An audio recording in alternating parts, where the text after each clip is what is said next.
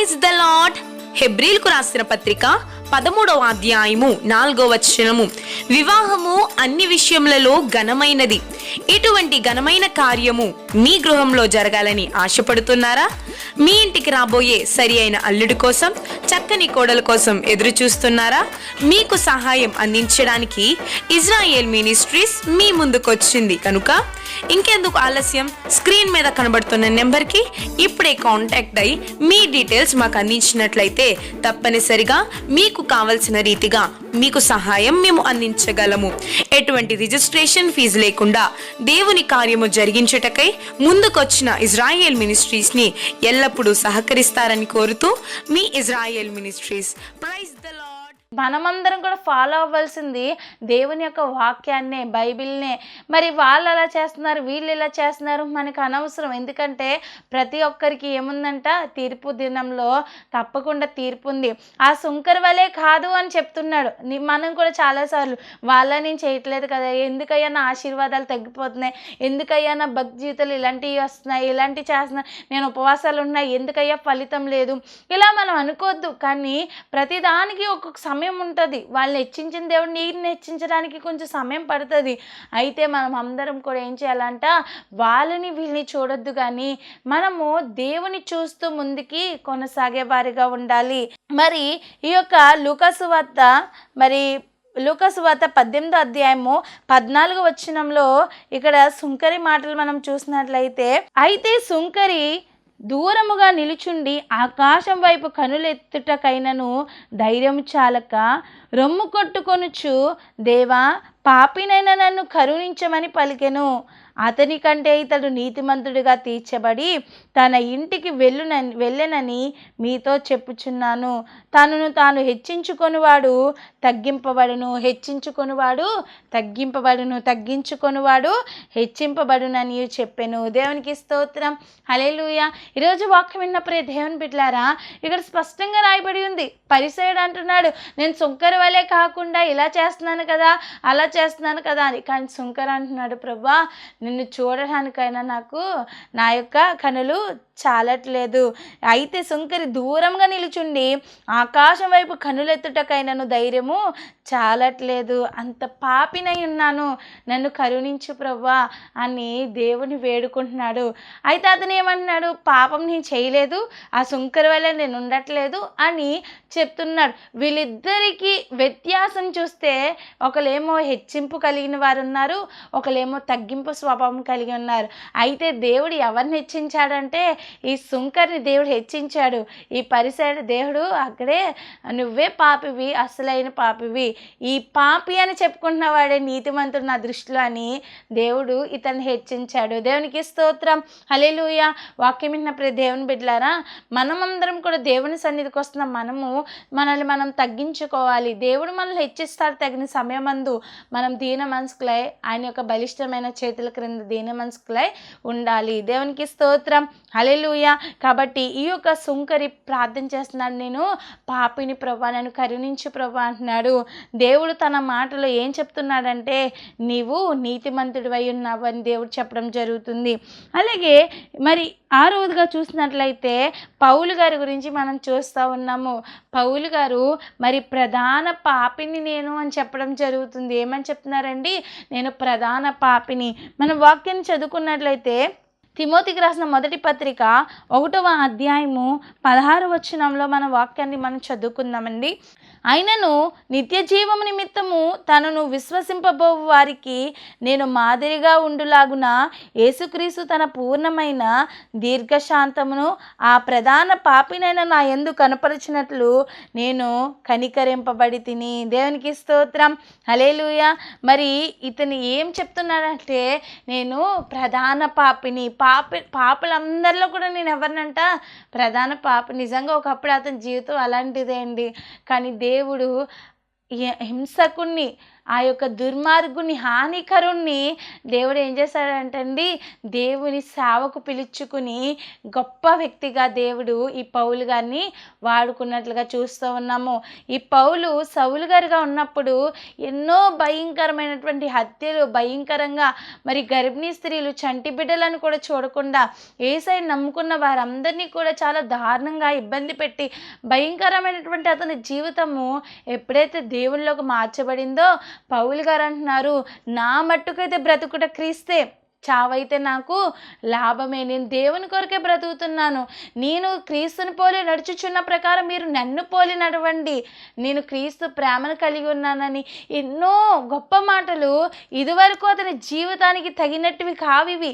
అలాంటి మాటలు తన జీవితం మార్చుకున్న తర్వాత మరి తగ్గింపు స్వభావం ఆయనలో వచ్చేసింది. నేను ప్రధాన పాపినయ్యా, నన్ను నువ్వు వాడుకుంటున్నావని ఒక తగ్గింపు స్వభావం ఆయనలో మనకు కనిపిస్తుంది అని అంటున్నారండి. నేను ప్రధాన పాపిని, కానీ దేవుడు అంటున్నాడు నువ్వు ప్రధాన పాపివే, కానీ నిన్ను దేవుడు ఇప్పుడు ఏం చేశాడు, పరిశుద్ధునిగా మార్చి నేను ఏర్పరచుకునేటువంటి నా సాధనము అంటున్నాడు. దేవునికి స్తోత్రం, హల్లెలూయా. ఎందుకు పనికిరాని మనల్ని దేవుడు వాడుకుంటాడు. జీరోని హీరోగా దేవుడు చేస్తాడు. కన్నీటిని నాట్యముగా మార్చే దేవుడు.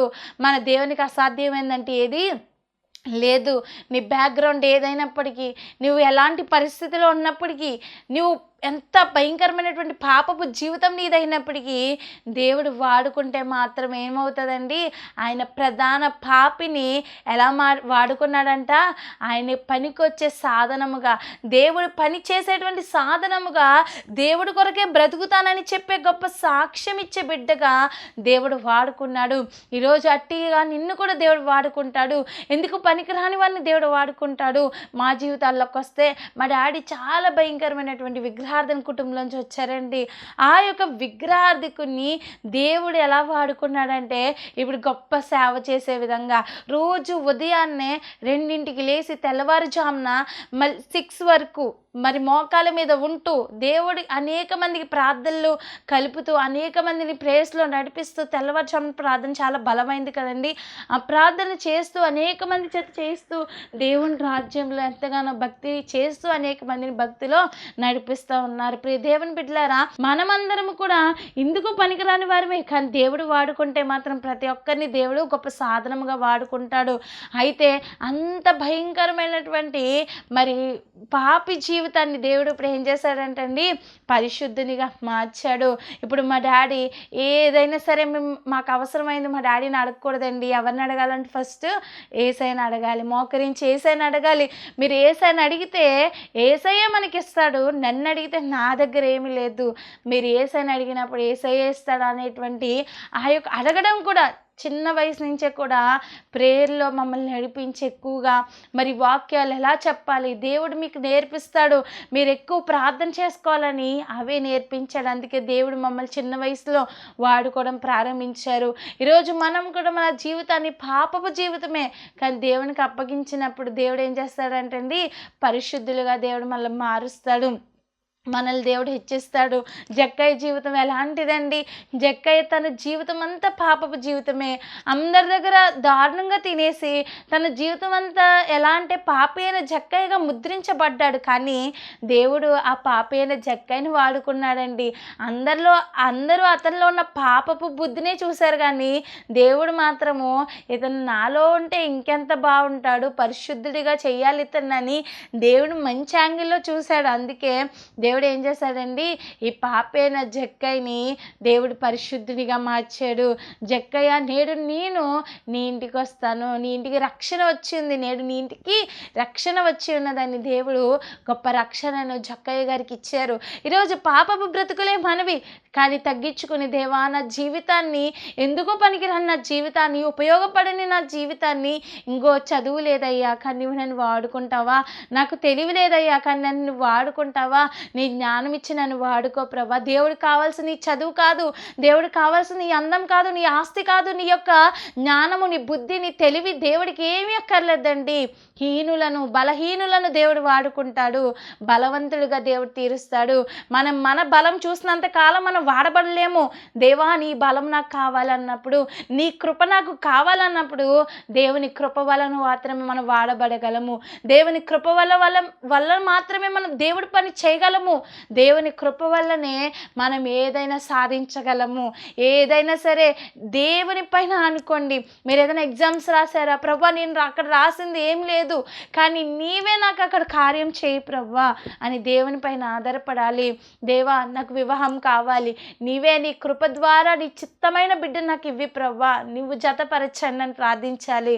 దేవా నీ చిత్తం నా జీవితంలో జరిగించు, నీ కార్యము నేను చూడాలని ప్రతి విషయమందు కూడా మనం దేవుని పైన ఆధారపడినప్పుడు నిన్ను నీవు నా అందాన్ని బట్టి మంచి భర్త వస్తాడు నాకు అని విర్రవేగొద్దు, నా అందాన్ని బట్టి మంచి భార్య వస్తుందని విర్రవేగొద్దు. ఎందుకంటే అందమైన వాళ్ళందరూ కూడా మంచి భార్యలు వచ్చారండి, మంచి భర్తలు వచ్చారా? ఎంతమంది జీవితాలు అందంగా ఉన్న భార్య భర్తలు విడిపోలేదు. కానీ దేవుని చిత్తాన్ని కోరుకున్నప్పుడు సదాకాలం సంతోషం సమాధానంతో నీ జీవితం ముందుకు సాగుతుంది. దేవా నీ చిత్తం నా జీవితంలో జరిగించు. ప్రతి విషయమందు కూడా మనం దేవుని చిత్తాన్ని కోరుకోవాలండి. నేను మంచిగా ఉన్నాను, ఆరోగ్యంగా ఉన్నాను, నాకు మంచి పిల్లలే పుడతారు అని అనుకోవద్దు.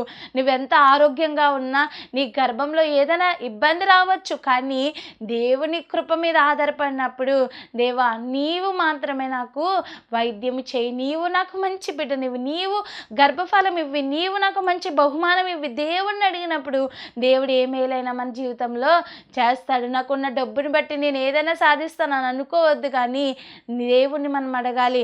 ఎందుకంటే ఈ లోకంలో అన్నీ ఉన్నా కూడా సంతోషం లేదండి చాలామంది కుటుంబాల్లో. మరి చాలామంది ప్రతి కుటుంబాల్లో బీపీ, షుగర్లు, అనేకమైనటువంటి రోగాలు, అనేకమైనటువంటి బలహీనతలతో ఉన్నారండి. దేవా నేను ఎలా ఉన్నానంటే నీ కృపేనయ్యా అని మన బలహీనత యందు బలహీనత లేకపోయినా బలహీనత లేనందుకు దేవుని స్తుతించాలి.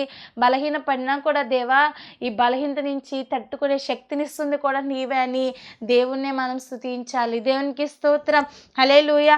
కాబట్టి ఈ పాపిని, ప్రధాన పాపిని అని చెప్పుకున్న ఈ యొక్క పౌలు గారిని దేవుడు ఏం చేశాడండి, నేను ఏర్పరచుకొనినటువంటి సాధనము అని చెప్పడం జరిగింది. మరి అపోస్తల కార్యములు 9వ అధ్యాయం 15వ వచనంలో అందుకు ప్రభువు నువ్వు వెళ్ళుము, అన్యజనుల ఎదుటను రాజుల ఎదుటను ఇజ్రాయేలు ఎదుటను నా నామమును భరించుటకు ఇతడు నేను ఏర్పరచుకొనిన సాధనమై ఉన్నాడు. దేవునికి స్తోత్రం, హల్లెలూయా. దేవుడు ఏం చేశాడండి, మరి దేవుడు ఏర్పరచుకునేటువంటి సాధనంగా దేవుడు ఈ యొక్క పౌలు గారిని దేవుడు చేసుకున్నట్లుగా చూస్తున్నాం. ఒకప్పుడు సౌలు భయంకరమైన జీవితం జీవించినటువంటి ఆయన్ని దేవుడు ఇప్పుడు ఏం చేశాడండి, ఎవరు ఎదుటంటండి, అందుకు ప్రభువు నీవు వెళ్ళుము అన్యజనుల ఎదుట. మనం మాట్లాడగలమండి, అన్యజనుల ఎదుట మాట్లాడగలం. ఎప్పుడంటే దేవుడు నిన్ను వాడుకోవడం ప్రారంభిస్తే తప్పకుండా మనం వాడబడగలము. అలాగే అన్యజనుల ఎదుట, రాజుల ఎదుట కూడా. ఇప్పుడు అన్యజనులు అంటే ఏదో మాట్లాడవచ్చు, కానీ రాజుల ఎదుట మాట్లాడితే ఏదైనా వాళ్ళు ఏం చేస్తారండి, అప్పటికప్పుడు చెరసాల్లో తీసుకెళ్ళి పడే అంటారు కదండి.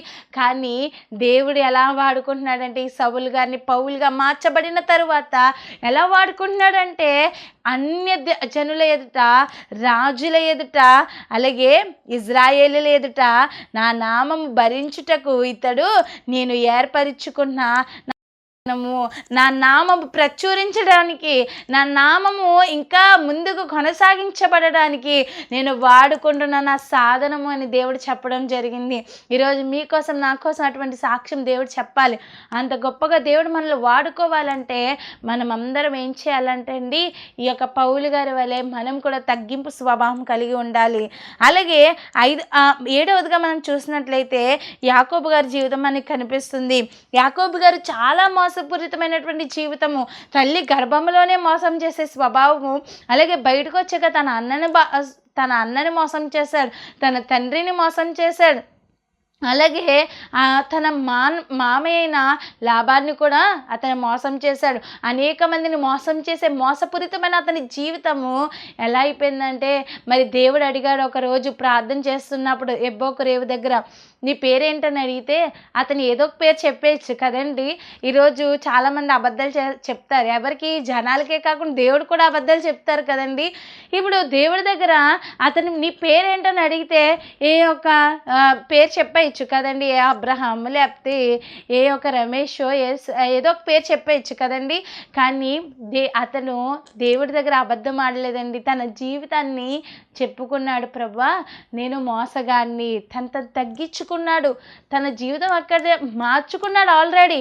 అయినా కూడా నేను మోసగాన్ని అయ్యా, నువ్వే నన్ను ఏం చేయాలి, ఈ మోసగాన్ని పరిశుద్ధినిగా మార్చాలి, నీ బిడ్డగా నన్ను వాడుకొని దేవుని కాళ్ళు విడవకుండా, పట్టుదల విడవకుండా ప్రార్థన చేశాడు. దేవునికి ప్రార్థించినప్పుడు దేవుడు ఏం చేశాడండి, ఇక మీదట నీ పేరు యాకోబు కాదు, ఇక నీ పేరు నీ జీవితం మోసపూరితమైన జీవితం కాదు, ఇక మీదట నీ పేరు ఇజ్రాయేలు, నువ్వు దేవుని యొక్క జనాంగంగా పిలువబడుతున్నావు, దేవుడు నిన్ను వాడుకుంటున్నాడని చెప్పడం జరిగింది. దేవునికి స్తోత్రం, హల్లెలూయా. ఆ వాక్యాన్ని మనం పరిశీలించినట్లయితే ఆది కాండము 32వ అధ్యాయం 27వ వచనంలో ఆయన నీ పేరేమని అడుగగా అతడు యాకోబు అని చెప్పాను.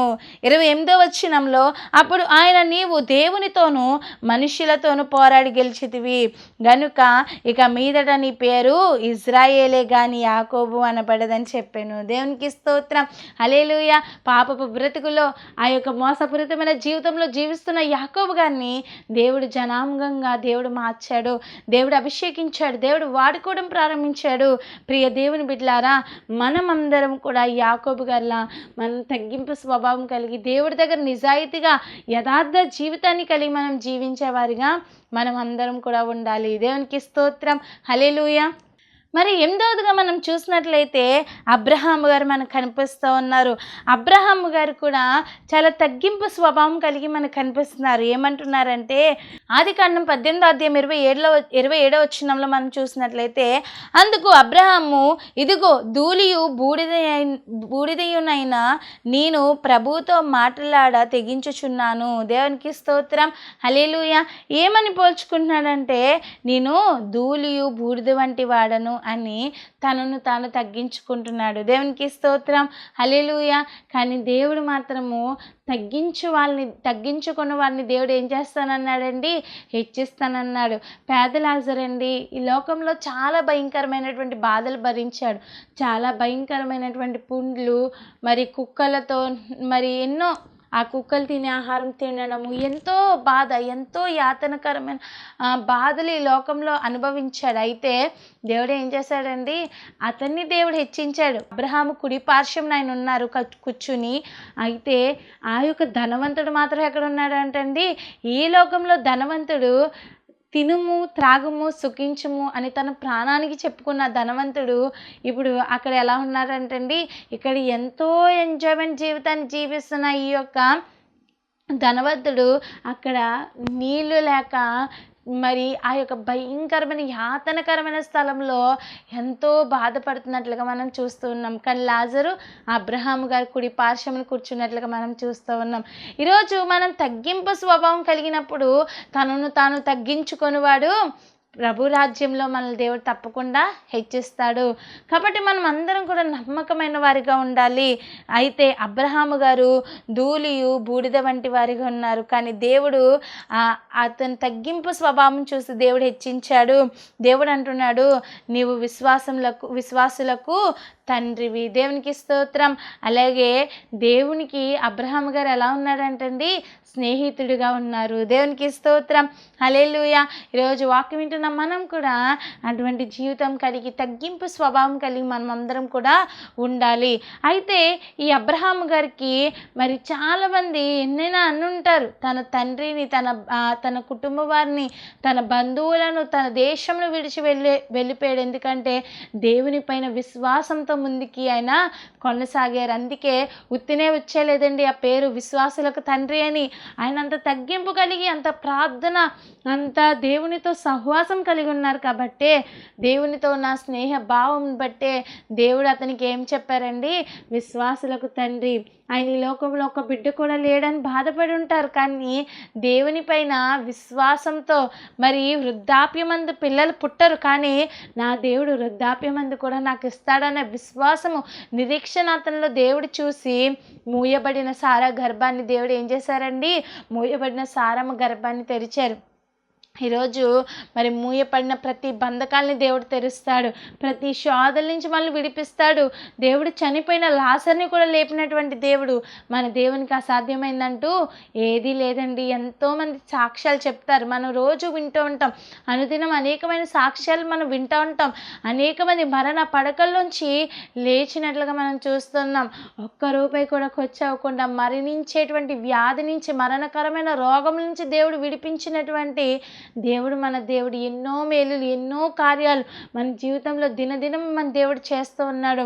అందుని బట్టి ఎప్పుడు దేవునికి మనం ఏం చేయాలంటే అండి, దేవుని మహిమ పరిచేవారుగా ఉండాలి. ఈ యొక్క అబ్రహాము గారు, నేను ధూళి వంటి వాడినయ్యా, బూడిద వంటి వాడినయ్యా అని తను తగ్గించుకున్నాడు.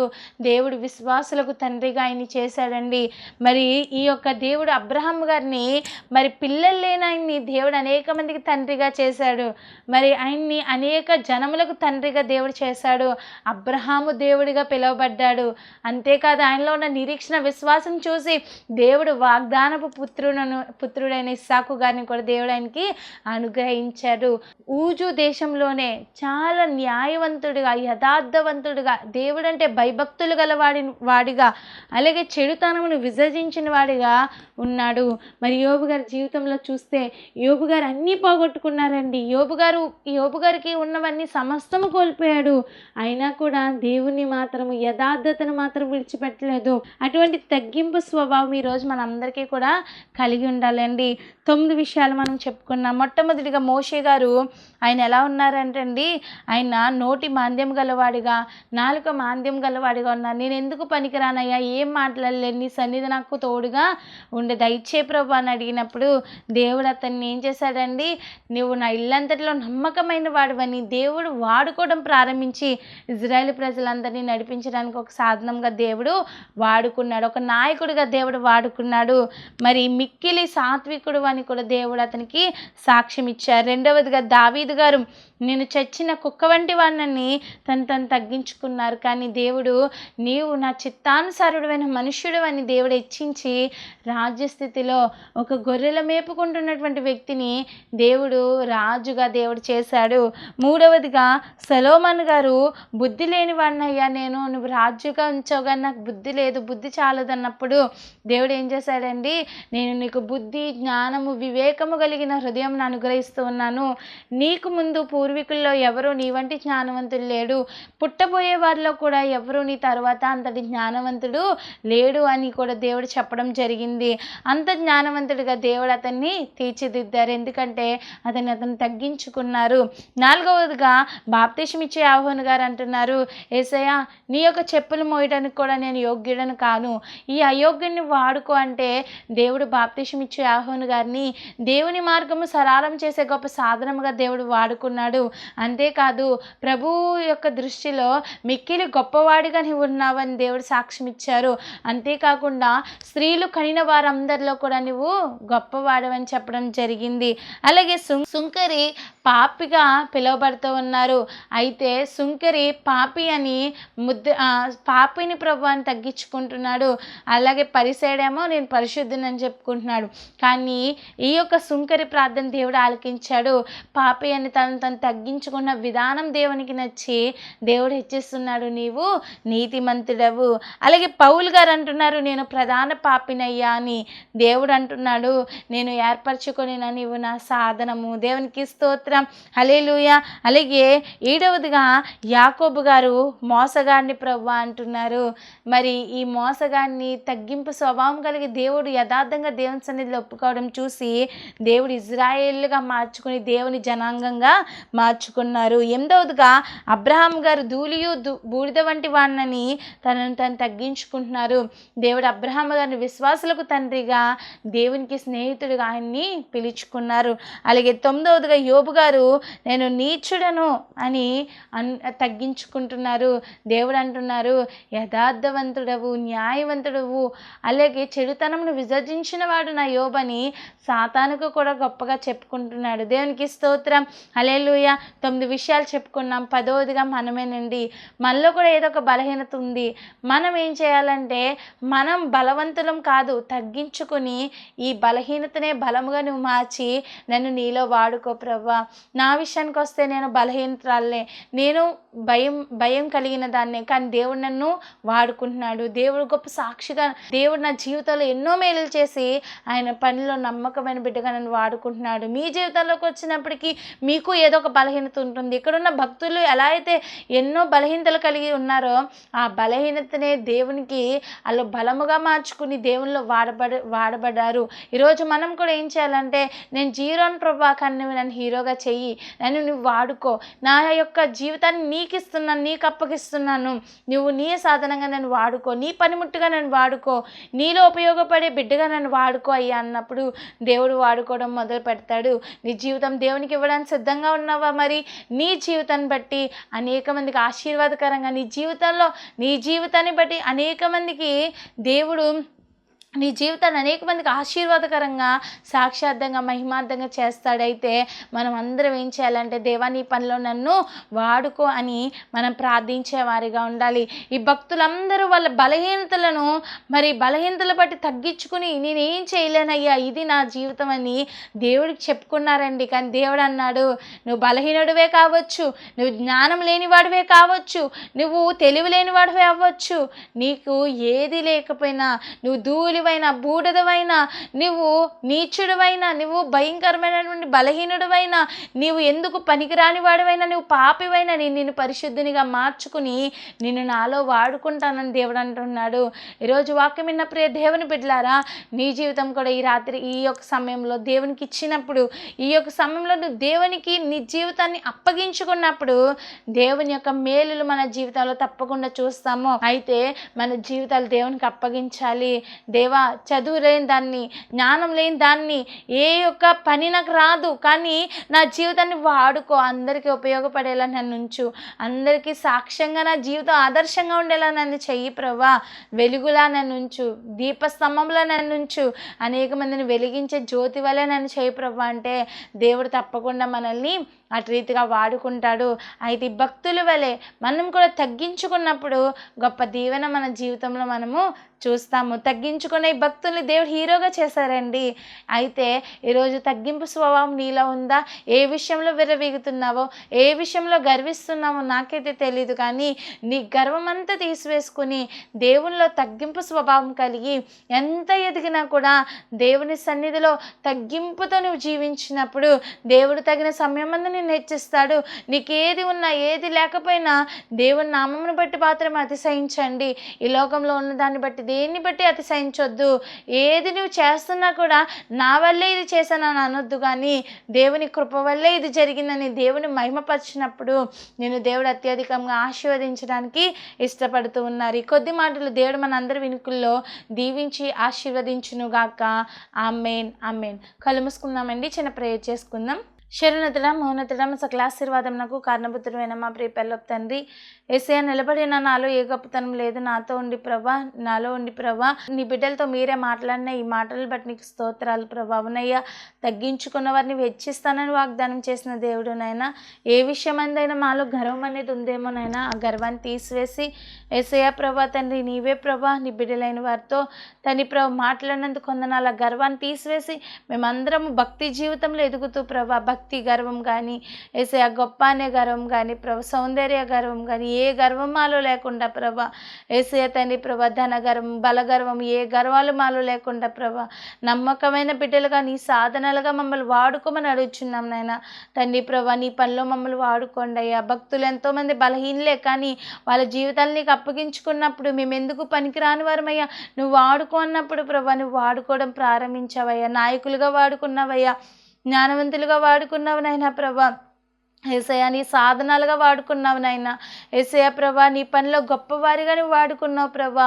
ఏసయ్య తండ్రి ప్రభా జ్ఞానవంతులుగా తండ్రి చెడుతనం విసర్జించిన వారిగా యథార్థవంతులుగా నువ్వు వాడుకున్నావు ప్రభా తండ్రి. ఏసయ్య ప్రభా, ఏసయ్య తండ్రి ప్రభా మమ్మల్ని కూడా మీరు వాడుకోండి అయ్యా. నీ సాధనాలుగా వాడుకోండి ప్రభా.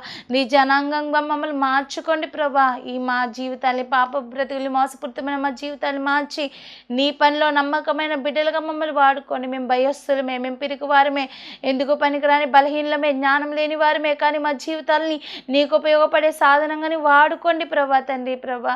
అనేక మందికి ఆదర్శకరంగా మా జీవితాలను ఉంచండి ప్రభా, దీవెనకరంగా ఉంచండి అయ్యా. అత్యధికంగా ఆశీర్వదించి మీరు మాత్రమే మహిమ పొందుకోమని, సమస్త విధములైన నీ కృపలను మళ్ళీ విస్తరింపచేయమని నజరేయుడైన యేసు నామములో అడిగి వేడుకొంచున్నాము పరమ తండ్రి. ఆమేన్ ఆమేన్. ఇజ్రాయెల్ మినిస్ట్రీస్ అనే ఈ కార్యక్రమాన్ని వీక్షిస్తున్న మీ అందరికీ మా హృదయపూర్వకమైన వందన మరణాతలండి. ఈ యొక్క కార్యక్రమాలు, ఈ యొక్క వర్తమానాలు మీ అందరికీ ఆశీర్వాదకరంగా ఉన్నట్లయితే మా కొరకు ప్రార్థన చేయండి. అలాగే దేవుడు మీకు ప్రేరేపిస్తే కింద కనిపిస్తున్నటువంటి నెంబర్కి ఫోన్పే ఆర్ గూగుల్ పే చేసి మీ సహకారాన్ని అందించండి.